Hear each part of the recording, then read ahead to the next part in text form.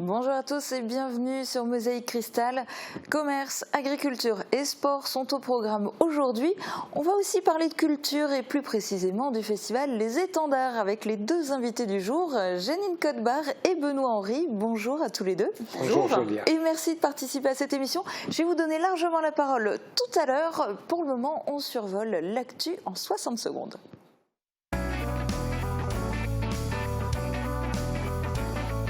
Gagnant toutes les semaines, toute l'année, c'est chez Best, votre centre commercial à Paris-Bersvillers. On dégraisse en Sarre. Mauvaise nouvelle pour les salariés de Schröder. Le 27 juin, l'entreprise de produits carnés a été déclarée en faillite. Avec pour conséquence l'annonce du licenciement de 170 personnes sur les 480 employés. Dans ce contexte morose, 4 de ces filiales ont d'ores et déjà été fermées, 3 à Saarbrück et 1 à Neunkirchen. Il faisait chaud samedi à Ormersvillers, mais cela n'a pas freiné les 250 participants des Nocturnes de Saint-Joseph. C'était la 7e édition de cette course relais à vélo. Par équipe de 3 à 5, les vététistes devaient faire le plus de tours possible. Le parcours n'était pas simple, avec un dénivelé positif de 100 mètres. La course pour les jeunes qui devait avoir lieu dans la matinée a elle été annulée à cause de la chaleur. Pour la course adulte, c'est l'équipe masculine des Nocturnes Saint-Joseph d'Ormersvillers qui est arrivée à la première place du classement général avec 28 tours. Dîner étoile au jardin. Les animations se suivent et ne se ressemblent pas au jardin pour la paix à Beach. Les dîners étoiles qui se déroulent cet été proposent une visite commentée et apéritive avant de passer à table au cœur du jardin pour un dîner de chef concocté par la Tour des Saveurs. Prochain dîner le 2 août, car le 12 juillet, c'est déjà complet.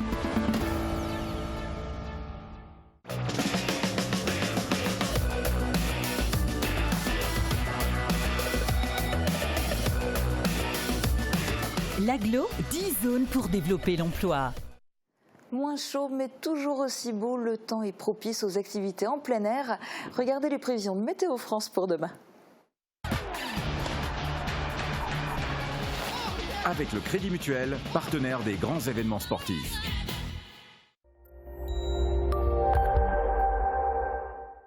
Bonjour tout le monde, pour demain on poursuit sur cette belle lancée. La journée sera toujours baignée de soleil et les rares nuages dans le ciel ne vous empêcheront pas de regarder les étoiles en soirée. Les températures minimales iront de 10 à 14 degrés et les maximales de 25 à 27 degrés. Demain nous serons le mercredi 3 juillet, nous fêtons les Thomas. Le soleil nous accompagnera de 5h32 à 21h39. Et nous sommes en pleine saison de la floraison de la lavande. Si vous en avez dans votre jardin, vous allez pouvoir profiter de sa bonne odeur, comme le fait Clara qui a pris cette photo à Styrin. N'hésitez pas vous aussi à nous envoyer vos photos par mail ou alors sur notre page Facebook. Très bonne journée sur Mosaïque Cristal.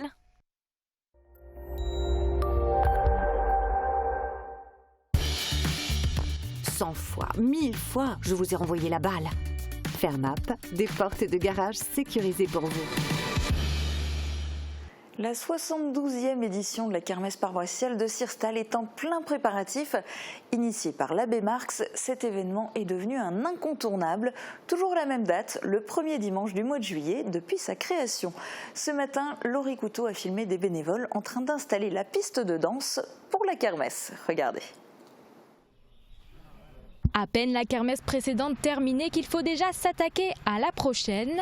La kermesse paroissiale de Sirstal aura lieu le 7 juillet à partir de 10h à côté de la salle communale. En attendant, quelques bénévoles sont venus prêter main forte ce matin. Le jour J, ils seront près d'une centaine de diverses associations. Le chapiteau a été monté il y a 2 semaines. Aujourd'hui, il s'attaque à l'installation de la piste de danse. Tout est sous contrôle. Il surveille si les planches sont au bon niveau pour éviter les accidents lors de la kermesse. Au total, c'est une piste de 65 mètres carrés qui sera installée. Le peintre Jeannot donne également quelques coups de pinceau à la scène. Dimanche vers 17h, elle accueillera le célèbre groupe autrichien Aderlumpen. Ce sera leur avant-dernier concert en France. Le prochain sera à Sirstal le 5 juillet 2020. La kermesse sera animée par Lara Bianca Fuchs. Tous les bénéfices de cet événement serviront à l'entretien de la chapelle Notre-Dame de Fatima. Vous l'avez entendu, la kermesse paroissiale accueillera un groupe autrichien très connu, les Aderlumpen. On écoute tout de suite le maire de Sirstal, Daniel Zins. Comment est-ce que vous faites pour faire venir des groupes aussi connus ? Ce sont des relations qui datent depuis de très longues années, minimum de 30 ans. Ce sont des groupes qu'on a connus quand ils étaient tout jeunes. Et c'est suite à des relations que j'avais avec ces différents pays, notamment l'Allemagne, tout particulièrement Munich, puis l'Autriche, puis la Suisse, ensuite le Luxembourg. Et c'est à travers tout ce monde qu'on connaît. On rencontre bien entendu parfois des gens. On ne s'imagine pas toujours comment on les rencontre, mais les rencontres se font au fil de l'eau. Et après, on a des contacts super intéressants. Et d'où vous est venue l'idée de faire une kermesse pareille ? Cette kermesse, elle date de 1947 et à l'époque, c'était l'abbé Marx qui l'a démarré avec des bénévoles pour la construction de la chapelle Notre-Dame de Fatima. Et depuis, elle perdure pour le préserver, cette chapelle, ce lieu de pèlerinage qui est encore fréquenté à ce jour et d'ailleurs qui a été rénové récemment grâce aux fidèles et aux dons et à tous ceux qui ont contribué à refaire et à reconstruire simplement la charpente et le toit de cette chapelle qui date donc des années 70. Donc c'était la deuxième chapelle, la première ayant été construite après la guerre en 1947. Et justement, comment on fait pour faire perdurer et attirer toujours plus de monde à cette kermesse ? C'est pas compliqué, le programme plaît, c'est ce que je me suis rendu compte. Moi je me souviens quand l'abbé Wapnitz avait commencé sa première kermesse avec les Muldaumedl qui étaient très connus à l'époque. C'était un duo de jeunes filles qui chantaient magnifiquement bien. Et ce style plaît beaucoup dans la région parce qu'il faut savoir que beaucoup de gens d'ici, que ce soit de Götzenbrück, de Sourth, de Beach, de Sirstal ou de Montbronn, ils viennent de ces pays qui sont la Suisse, l'Autriche, l'Allemagne, après la guerre de 30 ans où les gens sont venus de partout chez nous. C'est pour cette raison d'ailleurs, il y a des dialectes totalement différents dans chaque commune. Et c'est ces racines qui restent encore ancrées dans beaucoup de personnes. Le commerce de proximité est en bonne santé. En France, les magasins à vocation alimentaire de moins de 400 mètres carrés ont progressé de 4% l'année dernière. Les petits points de vente des grandes enseignes en sont la cause, mais pas seulement. Des commerces de particuliers font aussi vivre les communes. Exemple à Enchambert avec un tabac-épicerie à succès. Reportage de Valentin Guinel. C'est le seul tabac-épicerie pour 1200 habitants. À Enchambert, l'étagère est le commerce de proximité de la commune, mais aussi des alentours. Moi, je privilégie toujours la proximité parce que on est dans une région où il n'y a pas grand-chose, donc j'espère que longue vie à Claudia. Il est tenu depuis 2016 par une jeune commerçante. Depuis, son commerce a su attirer de nombreux clients. On a vraiment tout type de clientèle, beaucoup de jeunes, des moins jeunes et bien sûr les personnes âgées qui se déplacent à pied ou qui se font ramener. Mais je fais également de la livraison à domicile, donc pour les personnes qui ne se déplacent pas ou qui sont handicapées. Elle propose des produits locaux. Un choix décidé suite à l'enquête menée avant l'ouverture auprès des habitants. Les gens étaient vraiment très très friands des produits locaux, de ce qui était fabriqué dans la région, de ce qui était sans pesticides, qui n'était pas trop traité, qui ne faisait pas de voyage en avion. On évite aussi les produits venant d'Espagne, d'ailleurs j'en ai pas du tout ici. Un choix gagnant. Aujourd'hui, la part de l'épicerie prend de plus en plus d'importance et en fait, le tabac représentait 75% du chiffre d'affaires au début de l'activité pendant bien 6 mois et aujourd'hui, on est à 50-50. Le circuit court et la trentaine de produits locaux proposés lui ont permis de décrocher le label Boutique des Vosges du Nord. Grâce à cela, le commerce est référencé dans les brochures touristiques. Mais l'étagère reste avant tout l'épicerie du coin de la fille d'Enchambert. Fenaison et maraîchage, ce sont les 2 principales activités qui figurent actuellement sur l'agenda de la famille Fautré et de leurs employés. Les roundballers ont fait leur apparition dans les champs et les légumes sortent de terre. Reportage de Guillaume Dumonteil à la ferme de la Charmille à Oundla. L'ensoleillement exceptionnel que nous connaissons fait des heureux. Illustration à Oundlin, à la ferme de la Charmille, où la fenaison a pu être réalisée sans stress. Pendant une dizaine de jours, les tracteurs ont parcouru les parcelles pour réaliser les différentes étapes nécessaires, à savoir la fauche, le fanage, l'endénage et la presse. 1 millier de roundballers comme celui-ci ont été confectionnés. Comme tous les ans, on a une récolte, je dirais, moyenne de foin. Donc je pense que ça ne devrait pas poser de soucis au niveau de la quantité de fourrage récolté. Chaque roundballer contient 500 kg de fourrage. À la quantité se rajoute la qualité en raison de l'ensoleillement. La qualité de la flore, elle n'est pas dégradée. Je pense donc à une bonne qualité du fourrage. Dans cette ferme qui propose des produits issus de l'agriculture biologique, l'activité se concentre également autour de notre pôle, le maraîchage. Ce secteur occupe de la main-d'œuvre de mai à fin septembre. 2 personnes sont actuellement mobilisées toute la journée. Ce temps de travail, il est composé essentiellement de plantation et de gestion des cultures, c'est-à-dire que comme on arrose un peu tous les jours comme on peut avec notre ressource en eau, enfin avec nos puits, et on a aussi également beaucoup de mauvaises herbes qui poussent entre nos cultures avec cette chaleur. Donc on a un temps non négligeable de binage et d'entretien des cultures. Et comme je le disais, en parallèle de notre fenaison, c'est vrai que c'est des fois un petit peu compliqué à organiser ces 2 activités. Cette période de l'année constitue le pic d'activité de la ferme de la Charmille. 8 personnes travaillent dans cette exploitation agricole. On vous emmène maintenant au cœur d'une balade gustative. Le Jardin pour la Paix de Bitche a ouvert ses portes à une trentaine de personnes vendredi soir. Ces personnes ont pu découvrir ce jardin haut en couleurs et en saveurs puisque 2 apéros étaient proposés durant la visite. Des amuse-bouches confectionnés par la Tour des Saveurs, tout comme le repas qui a suivi. Reportage. On a de la bourrache aussi, ça c'est encore différent. Ouais, une balade commentée, agrémentée d'un petit verre et de quelques amuse-bouches, c'est le concept des dîners étoiles du Jardin pour la Paix de Bitche. Vendredi soir, les visiteurs ont découvert les différents univers de ce jardin et pour se rafraîchir, rien de tel qu'un petit apéro. L'un sur le thème du potager avec une verrine au radis, céleri branche et jambon de Serrano. Et pour coller au deuxième thème, l'eau, une soupe d'écrevisses, estragon et chou-fleur bien fraîche était proposée aux visiteurs. Cette promenade était menée par la jardinière en partenariat avec la Tour des Saveurs. On a un super cadre et c'est vrai que le soir on a une lumière, une ambiance totalement différente et c'est bien de faire vivre ce qu'on a ici. Donc le jardin, le soir vivant, c'est super sympa. Après la visite, ils ont pu déguster une cuisse de canard au girolles sur un nid de pommes de terre écrasées aux fines herbes. Et pour le dessert, le chef avait prévu une petite touche de fraîcheur et de légèreté avec une soupe aux fruits rouges accompagnée d'un coulis de fraises framboises et une glace à la verveine. Pour les cuisiniers, ce dîner était une expérience plutôt atypique. Alors déjà cuisiner dans un jardin, c'est pas très courant. Après, c'est très intéressant. C'est un petit côté intéressant, c'est délicat à la fois. Après, il y a quand même une partie qui est travaillée en amont chez notre établissement. Par contre, on travaille en commun avec le jardin parce qu'on a récolté les herbes, tout ce qui est partagé, tout ce qui est cultivé dans ce jardin. Donc à base des jardins avec différents thèmes, nous travaillons sur les thèmes avec les jardiniers qui font un travail qui est très beau autour. Donc par rapport à leurs thèmes, leur jardin, nous mettons des menus en place, on propose des plats, nous élaborons ça ensemble. Plusieurs événements auront lieu au Jardin pour la Paix cet été. 2 dîners comme celui-ci sont organisés le 12 juillet et le 2 août. Un barbecue-concert aura lieu au Jardin le 16 août.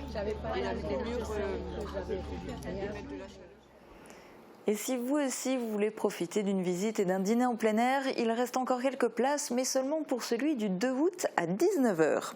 Avant le réconfort, place à l'effort. Ce week-end, certains ont repoussé leurs limites malgré la chaleur. Près de 250 vététistes ont participé au Nocturne Saint-Joseph à Ormersvillers. Cette course relais a débuté en plein cagnard à 16h et s'est terminée dans la fraîcheur à 22h. Reportage de Laurie Couteau. C'est parti pour 6 heures de course relais par équipe de 3 à 5. Les 250 vététistes vont se relayer toute la soirée. Ils doivent faire un maximum de tours. C'est la 7e édition des Nocturnes de Saint-Joseph. Chaque année, cette course se déroule autour du stade et de la chapelle d'Ormersvillers. Amateurs, licenciés, hommes, femmes, tous ont pédalé sous un soleil de plomb. Le parcours demandait beaucoup d'efforts. Les vététistes ont dû s'accrocher dans les montées. Mais cette fois-ci, ce parcours avec un dénivelé positif de 100 mètres a été raccourci à 5 km à cause de la chaleur. Plus tôt dans la matinée, les jeunes n'ont pas pu enfourcher leur vélo. Dans un premier temps, on a déjà eu un communiqué de la Fédération de cyclisme qui nous a demandé d'annuler en fait la course jeune qui aurait dû avoir lieu ce matin. Donc celle-là, elle a été annulée. Il était prévu également dans ce dispositif de maintenir les courses adultes, donc ce qui a été fait, et par contre d'améliorer les points de ravitaillement. Donc ce que nous on a mis en place, c'est qu'on a réduit la distance du circuit et on a mis à chaque point de contrôle, on leur a mis à disposition des bassines d'eau, donc pour pouvoir alimenter les coureurs, et on a également mis un système d'arrosage en place au niveau de la chapelle où les coureurs passent en dessous et donc seront automatiquement mouillés par ce système. L'ensemble des bénéfices de cet événement servira à faire fonctionner le club de football de Ormersviller. L'équipe des Nocturnes Saint-Joseph s'est imposée à la première place du classement général avec 28 tours. Elle était suivie par l'équipe Maïciné pour la deuxième marche du podium et par l'équipe mal aux jambes mais faut y aller pour la troisième place avec 27 tours. Dans un instant, nos invités vont tout vous dire sur la 3e édition du festival Les Étendards et vous découvrirez le témoignage vidéo d'une passionnée de dessin. À tout de suite.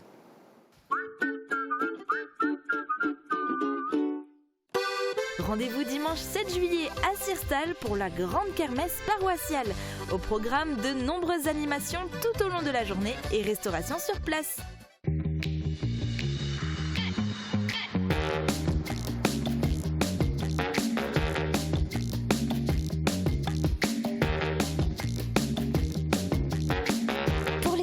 Les meilleures affaires, c'est chez Best. Ouverture exceptionnelle le 30 juin à partir de midi, excepté Auchan. Votre spécialiste bien-être, c'est Sonatec France. Alexandre Pfeiffer vous accueille dans son showroom de Sarreguemines. Découvrez nos cabines infrarouges, sauna, hammam. Sonatec dispose d'un grand choix de produits aux lignes épurées dans toutes les tailles et finitions. Vous trouverez aussi de nombreux accessoires et pièces détachées. Particuliers ou professionnels, demandez conseil et laissez-vous guider. On va faire un réglage.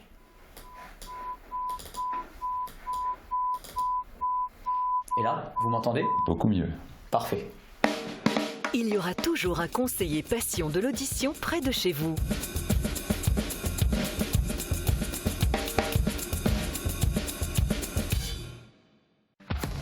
L'atelier gourmand, l'étape gourmande en zone industrielle de Sarreguemines. Du pain frais toute la journée, des pâtisseries artisanales, des menus pour tous les goûts avec le wrap Viva Mexico et le hamburger Bacon New York. Passez nous voir et pensez au drive. En ce moment, profitez d'un instant fraîcheur avec nos délicieuses glaces. Il y a forcément un parfum dont vous raffolerez.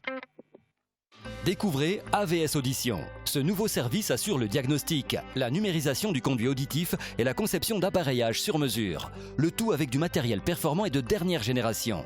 Découvrez aussi nos accessoires, protection auditive et produits d'entretien. AVS Audition vous accueille zone commerciale Carrefour de l'Europe à Forbach du lundi au vendredi. AVS Santé, notre métier, vous accompagner. Toutes les tendances déco sont chez Pink, saison par saison. Et pour toutes les occasions, votre paradis déco vous accueille sur plus de 1000 mètres carrés. Venez chez nous. En plus, le parking est gratuit à l'arrière du magasin. Pink, à Sarrebruck, à côté de l'Europa Galerie.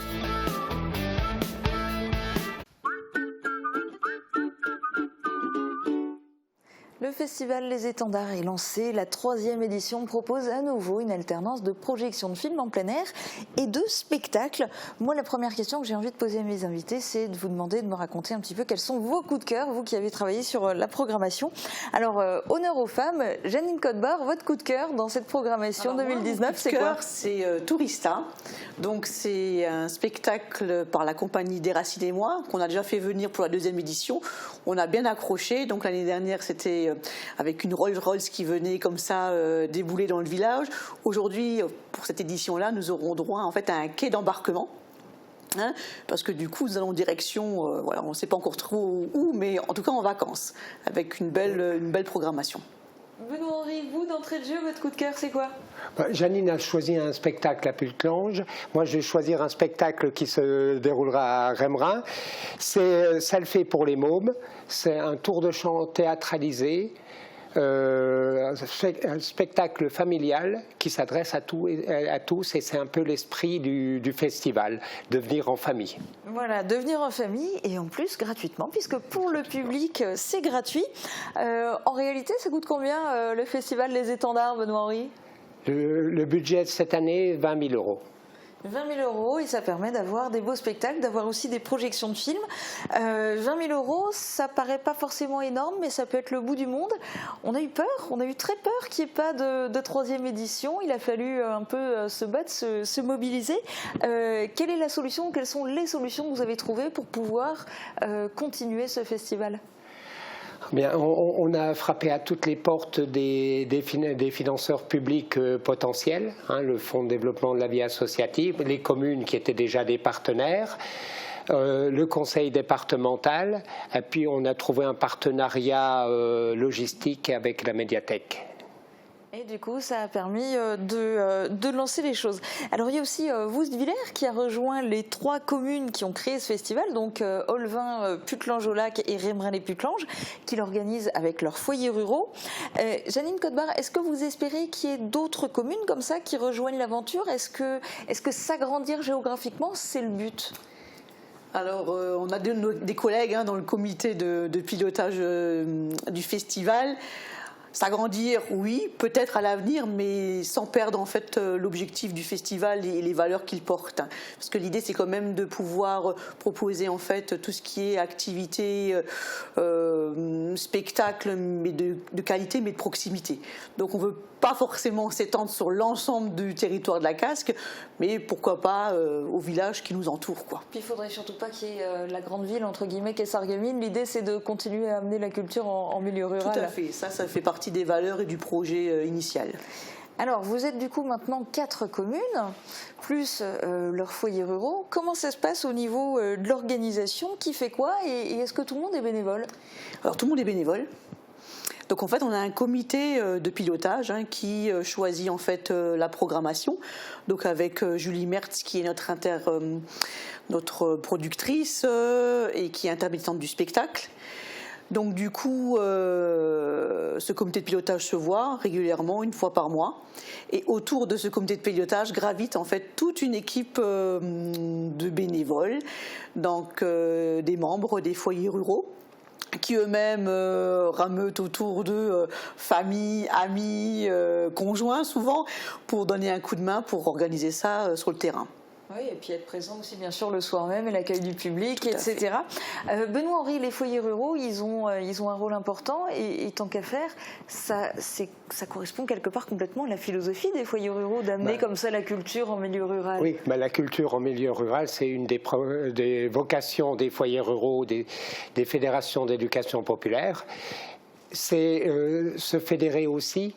Les 3 foyers de 3 communes, le projet est quand même venu de là, et avec le soutien de la fédération qui apporte un appui logistique, tout l'appui sur le cinéma en plein air, des techniques qu'ils maîtrisent bien. On a vu ce week-end sur l'inauguration un nouvel écran quand même de 12 mètres qui est assez impressionnant.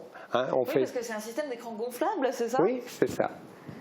Et ce week-end, du coup, ça a commencé avec une projection et ça a pas mal cartonné, malgré tout ce qui se passait à côté, tout ce qui était organisé d'autre. Malgré toutes les animations, l'ouverture de la Saint-Paul, des manifestations de l'UNSS et le match de foot, on avait quand même près de 200 personnes. Et donc ça a bien démarré. Alors prochaine date, il y a ce vendredi 5 juillet pour du cinéma en plein air. Ça sera Indestructible 2 à Olvin. Et puis ensuite, samedi 20 juillet à Putelange. Et là, ça sera pour le spectacle dont vous parliez tout à l'heure, Tourista, donc de la compagnie Déracine et moi, dont le directeur artistique est très connu de nos téléspectateurs puisqu'il s'agit de Laurent Guillaume Délinger. Précision aussi pour nos téléspectateurs, les spectacles sont maintenus quelle que soit la météo. Oui. Donc il y a un plan de repli pour tous les spectacles. Voilà, pour chaque date, en fait, on a une solution de repli. Alors aussi bien dans une salle que, par exemple, sur Rémerin, on peut bénéficier du multisport couvert. D'accord. Voilà. Et pour les projections en plein air aussi? Projection en salle en cas de mauvais temps ou de risque trop important. D'accord.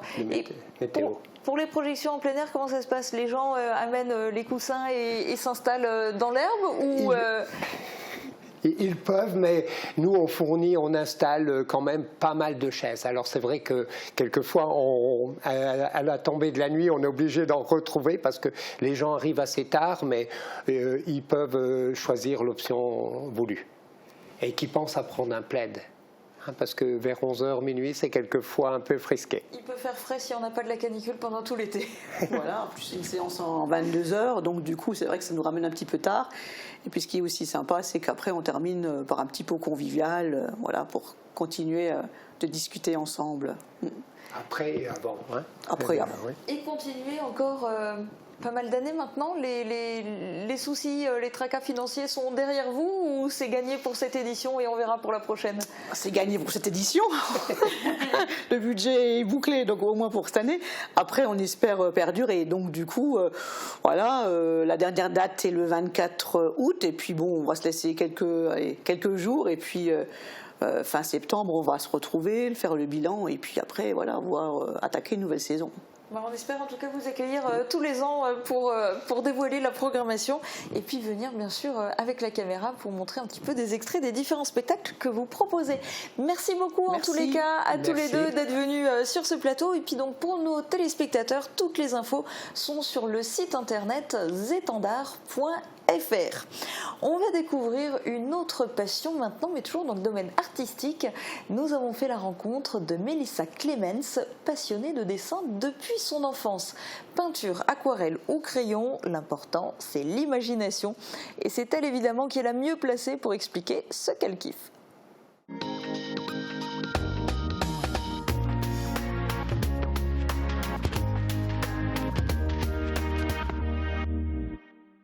Salut, je m'appelle Melissa, je suis étudiante en BTS métier de l'audiovisuel. J'ai 18 ans et aujourd'hui je vais vous parler d'une de mes passions qui est le dessin. Je dessine depuis que je suis tout petite, tout le temps et partout, même dans mes cours, il y a partout du dessin. Que ce soit des natures mortes, des paysages, des jeux vidéo, des figurines de films, de dessins animés, vraiment tout, j'ai pas de limite. Je travaille un peu toutes les matières, que ce soit l'aquarelle, l'acrylique, le crayon, la pastel sec. On peut jouer avec les contrastes et avec la couleur et on peut faire ressortir ce qu'on veut de l'image. Voilà, à bientôt. Salut Mélissa et merci pour ton témoignage. Avis aux jeunes téléspectateurs, pour présenter son kiff sur Mosaïque Cristal, il suffit de nous transférer les vidéos par mail ou via WhatsApp au 06 81 82 40 33. Et en attendant de recevoir vos vidéos, je vous souhaite à tous une très bonne journée. À demain.